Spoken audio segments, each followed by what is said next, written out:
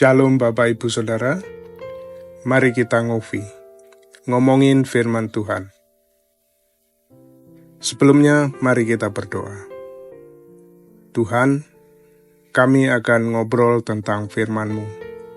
Bimbing kami ya Roh Kudus, agar kami bukan saja ngobrol tentang firman-Mu, tetapi kami menjadi pelaku yang setia. Dalam nama Yesus, firman yang hidup, kami berdoa. Amin. Hari ini kita ngopi dari Kejadian 39 ayat 1 sampai 6. Nats kita pada hari ini ialah dari ayat yang ketiga. Setelah dilihat oleh tuannya bahwa Yusuf disertai Tuhan dan bahwa Tuhan membuat berhasil segala sesuatu yang dikerjakan.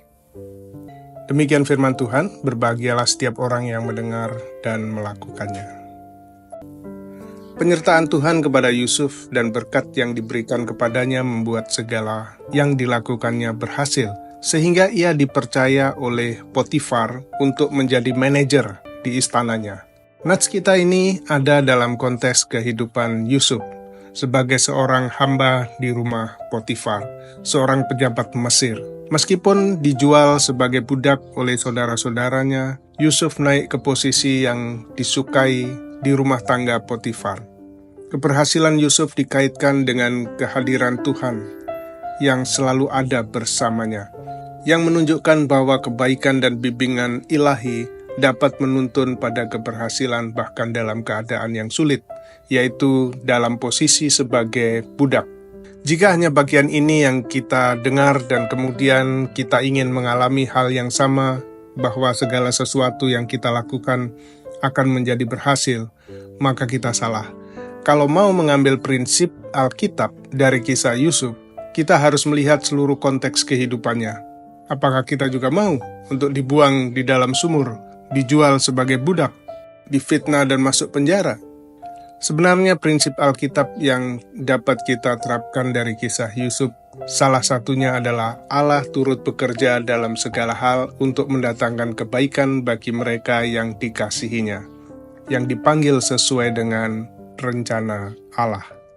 Ini sama dengan Roma 8 ayat 28. Dengan prinsip itu, Yusuf mempunyai ketahanan, resiliensi menghadapi apapun dalam hidupnya. Ketika hidupnya ada di lembah maupun ketika ada di puncak. Dengan keyakinan itu, Yusuf tetap memberi yang terbaik di lingkungan di mana ia berada.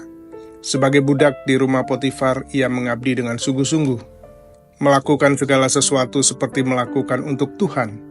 Dengan sikap itu, dia dipercaya oleh Potifar. Ketika dalam penjara, ia juga menjadi tahanan yang berprestasi, disukai oleh kepala penjara, diberi tanggung jawab yang banyak di dalam penjara. Dia selalu percaya bahwa Tuhan punya rencana dan tugasnya hanya melakukan apapun yang dipercayakan kepadanya seperti melakukannya untuk Tuhan.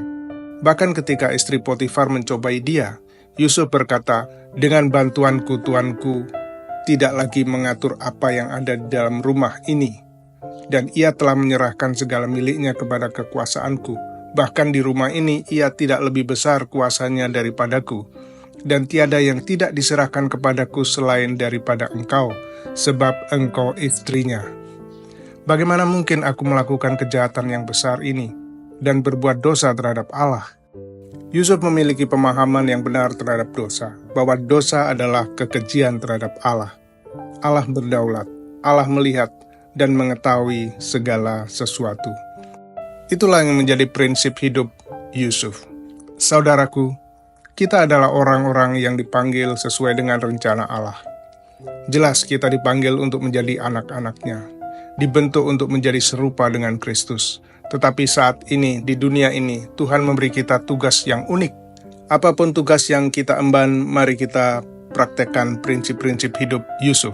Hidup benar di hadapan Tuhan, dan melakukan pekerjaan kita dengan maksimal seperti kita melakukannya untuk Tuhan. Melakukan pekerjaan kita sesuai dengan kehendak Tuhan tidak akan selalu mulus, justru akan ada banyak tantangan. Tetapi tetaplah lakukan kehendak Tuhan.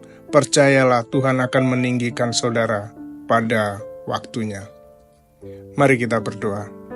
Tuhan, kami percaya bahwa kehadiran dan kesetiaan-Mu tetap untuk selama-lamanya. Bahkan dalam kehidupan kami yang sulit sekalipun.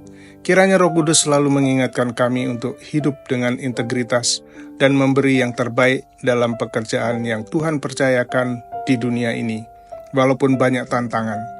Kuatkan kami, berikan kami kesabaran dan ketahanan dalam menghadapi tantangan. Kami tahu Tuhan akan meninggikan kami pada waktunya. Di dalam nama Yesus, Tuhan yang hidup, kami berdoa. Amin.